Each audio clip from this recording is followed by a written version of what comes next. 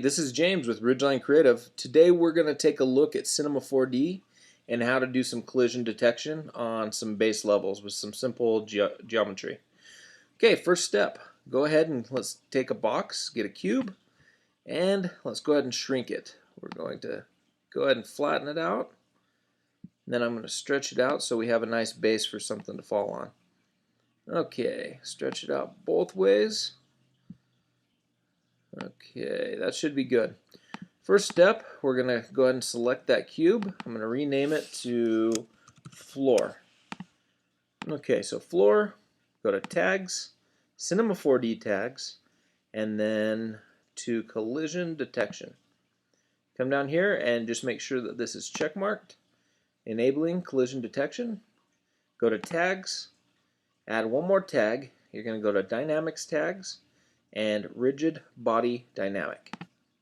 Click on that. You're going to want to make sure that under collision that you also have collision detection as a box.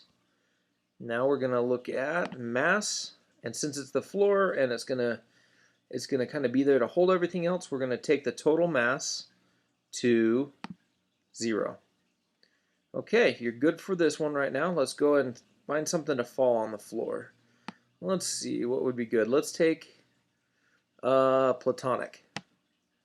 Okay, this is something good that could bounce around here. And I'm going to shrink this a little bit by pressing T and shrinking that midpoint.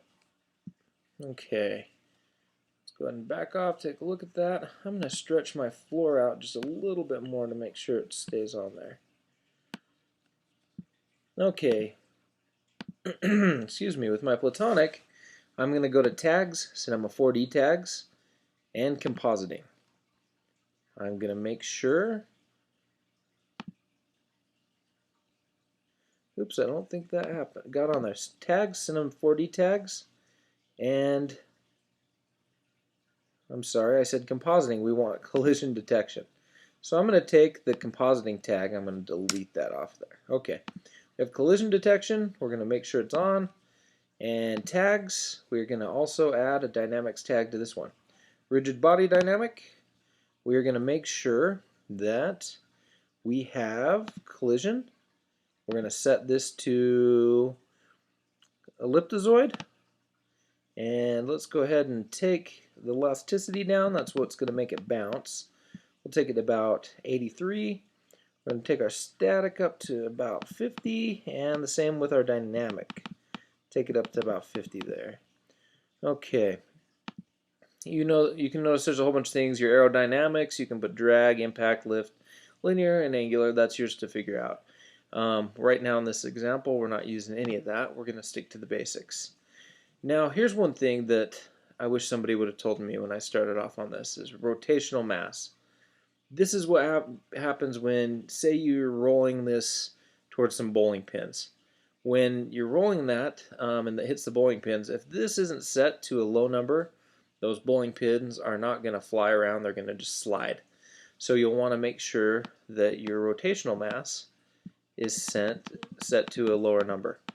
And that kind of gives it more of an organic kind of flowing feel. Okay, so now that we have those in place, we're going to go to the next step. We need to create a solver. And this solver is going to encapsulate everything we have here. Solver object, we are going to collision EPS, turn this to, let's go ahead and turn it to 40. We're going to use rest speed, and we're going to set that to 30. Now let's go and check out our main. We are going to change it from adaptive to midpoint, and our oversampling to 8. Okay, so we got the solver object. Now we just need some gravity.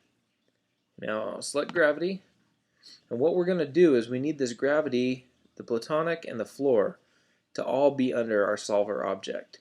So you grab one and you make sure that the arrow is pointing down, and you drop.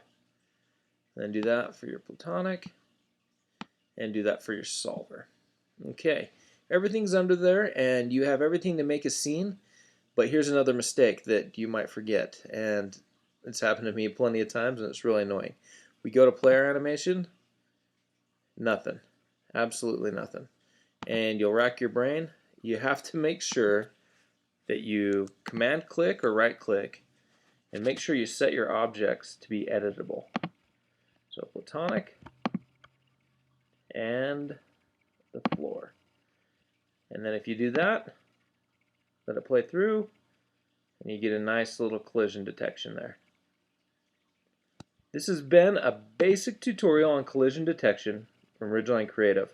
Stay tuned and check back soon, and we'll go over a little more advanced features. Make sure you check out 27fx.com.